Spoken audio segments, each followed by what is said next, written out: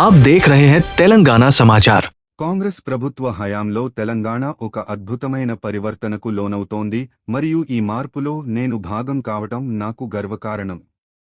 నిర్లక్ష్యం మరియు ప్రాప్యత లేకపోవడంతో దశాబ్దం గడిచిన తర్వాత మేము ప్రతిస్పందనాత్మక ప్రజాకేంద్రీకృత పాలనను తీసుకువస్తున్నాము. సంస్కరించబడిన పబ్లిక్ సర్వీస్ కమిషన్తో నియామకాలపై నమ్మకాన్ని పునరుద్ధరించాము. మహిళలకు ఉచిత బస్సు ప్రయాణాన్ని నిర్ధారించాము. 200 యూనిట్ల ఉచిత విద్యుత్, 500 రూపాయలు గ్యాస్ సిలిండర్లను అందించాము మరియు రైతు రుణ మాఫీలో పంపిణీ చేశాము.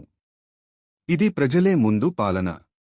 ఈరోజు తెలంగాణ రాష్ట్రం దేని గురించి కావాలి అని పోరాటం చేసిన ప్రతి వ్యక్తికి ఈరోజు కాంగ్రెస్ పార్టీ ప్రభుత్వం ద్వారా వారి ఆలోచన విధానానికి రూపం కల్పిస్తుంది. 10 సంవత్సరాలుగా అట్టుపైన పెట్టిన అనేక సమస్యలు, ఈ రాష్ట్ర ప్రజలకు సంబంధించిన ఆలోచనలు, వారు ఈ కన్న కలలను కూడా పక్కన పెట్టిన గత ప్రభుత్వానికి సంబంధించి ఈ రోజు మా ప్రభుత్వం ఏర్పాటైన తర్వాత మహిళలకు, రైతులకి, విద్యార్థులకి, నిరుద్యోగ యువకులకి ఒక మార్గాన్ని ఏర్పాటు చేస్తుంది. నిరుద్యోగ యువకులకు సంబంధించి రాష్ట్రం ఏర్పడితే ఉపాధి దొరుకుతుందని, కొలువు దొరుకుతుందని, ఉద్యోగం దొరుకుతుందని ఆశించిన 10 సంవత్సరాలు పడిగాడ్పులు గార్చిన తరుణంలో మా ప్రభుత్వం రాగానే పబ్లిక్ సర్వీస్ కమిషన్ ని ఏర్పాటు చేసుకుని ఆనాడు ఉమ్మడి రాష్ట్రంలో గ్రూప్ 1 పరీక్షలు నిర్వహిస్తే మళ్ళా మా కాంగ్రెస్ పార్టీ ప్రభుత్వం వచ్చిన తర్వాత గ్రూప్ 1 పరీక్షలు నిర్వహించి గ్రూప్ 1 తెలంగాణ రాష్ట్రానికి సంబంధించిన యువత వందలాది మందికి ఈ రోజు గ్రూప్ 1 అధికారిగా వారి కన్న కలలని ఈ రోజు మేము సాకారాన్ని చేయడం జరిగింది.